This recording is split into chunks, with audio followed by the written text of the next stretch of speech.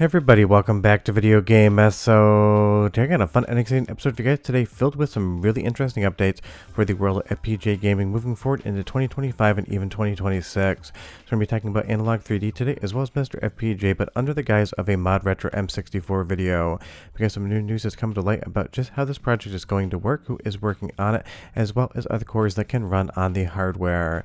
Before we get too far involved though, do me a huge favor down below, hit like and subscribe and ring that notification bell, definitely helps us out. And if you feel so inclined and want to support that channel, we have a Patreon link down below as well. But we know from previous videos that FPGAZumSpass or Robert is taking the MiSTer FPGA core and porting it over to the ModRetro hardware with a ton of enhancements and fixes, because the hardware is going to be much more powerful than we have on the MiSTer FPGA side of things. So that's definitely something that we have covered in the past. Now I'm going to give you the same warning I gave you in the previous video. I understand that Palmer Luckey has definitely different businesses out there. You can love it, you can hate it. This video isn't advocacy, it is just the news, so keep that in mind when you're in the comments down below.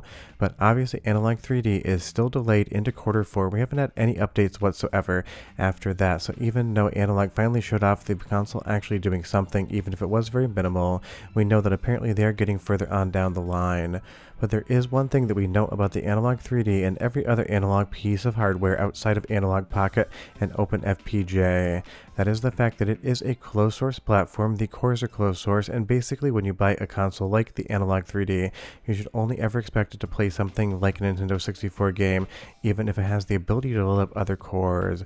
But now it seems like ModRetro is taking a completely different approach, allowing the hardware to actually be open source as well, so people could port cores over to their new M64 platform. We're going to get a lot more depth into the actual technical explanation of this later in the video, but if you just want the TLDR, it looks like ModRetro M64 is going to let you load up other cores on the actual FPGA chip. And that's definitely something that people might be very interested in, because there's two different ethos when it comes to the actual FPGA consoles. You have Analogue forking off into the everything is closed source category, and you have stuff like MiSTer FPGA being completely open.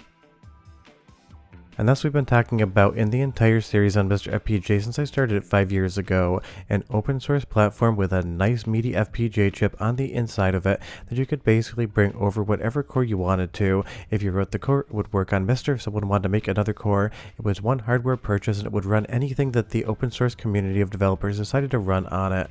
So of course we've had N64 for the longest time on something like MiSTer FPGA, and the ModRetro M64 is obviously going to be a Nintendo 64 focused console, but because the FPGA chip is bigger than MiSTer FPGA and the memory bandwidth will be less limiting, you can have stuff like a full Sega Genesis, Sega CD core, 32X I would assume as well, because that would definitely fit in a larger footprint as far as the logic elements are concerned. You could probably even do something like the Tower of Power, 32X, Sega CD, and Genesis all in one chip. That would definitely mean that something like the Sega Saturn core would also fit on the ModRetro M64 hardware. But I want to talk about something when it comes to actually porting cores over. The ModRetro M64 is going to be using an AMD FPGA chip, where the MiSTer FPGA uses an Intel and Altera Cyclone 5. These are different chips from different vendors, and that means a port is not just dragging and dropping the core from one device to another and asking it to load up games. It's also not a complete rewrite, so you don't have to worry about making the core from scratch from a new AMD FPGA chip. It's somewhere in between where you have to change some of the underlying code in the core to make sure it'll function on that brand of silicon. And the reality is, yes, Analogue 3D will definitely be running N64 games and cartridges, but we know that they have stated it is not going to be an open FPGA console. For the cost of $250, it's going to run N64, nothing more, nothing less, and that is totally fine. But I really think what the FPGA gaming community has gotten used to at this point in time on the MiSTer side of things is open source hardware where you can have basically anything run on it for now a low cost. That Taki Uda and Retro Remake have their clone MiSTer Pi out there. And M64, if you aren't aware, isn't going to be $299. It isn't going to be $250. It's going to be $199. And now that they have confirmed that the hardware is going to be open and any sort of core can be ported to it, whoever wants to work on it can, you have a situation where you're going to have a potentially way more powerful MiSTer FPGA style ecosystem in a shell that can read N64 cartridges, all for under $200. So that is beating Analogue by $50, and it's also beating it by the overall feature set, because again, it's never going to run anything other than N64 games on the Analogue side of things. And as far as the core that is going to be on this, it's going to be the Ultra FP64. I've been alluding to that in comments, and people think that Analogue is just taking Robert's Nintendo 64 core from MiSTer FPGA and running it. That could be further from the truth. We know that in fact that Robert's not working with them, but now that other news articles have stated the fact that it is Mazumar's core, I will say it on the channel, it's been an open secret for a while, but because Mazumars keeps saying neither he can confirm or deny it, I just figured I would leave it as is. The way that the core developer intended on communicating it is how I did it on the channel, until that information more came out in a particular format. So that is the core that's going to run on Analogue 3D, and obviously an enhanced MiSTer FPGA core is going to be running on the M64 from ModRetro. And again, that is just going to be really fun to see, but now we know that you're not just getting the best N64 currently on the market. Obviously there's only one, so I can say that safely. You're also getting a full open platform, and even though Analogue Pocket does this, and it does have the open FPGA format on it, it is still to date the only piece of hardware that Analogue has ever released where you can just sideload cores that are made by the community onto the hardware. But even then, there's two FPGA chips in the pocket. One is for open FPGA and one is for not, so it's almost quasi-closed sourced in some small way.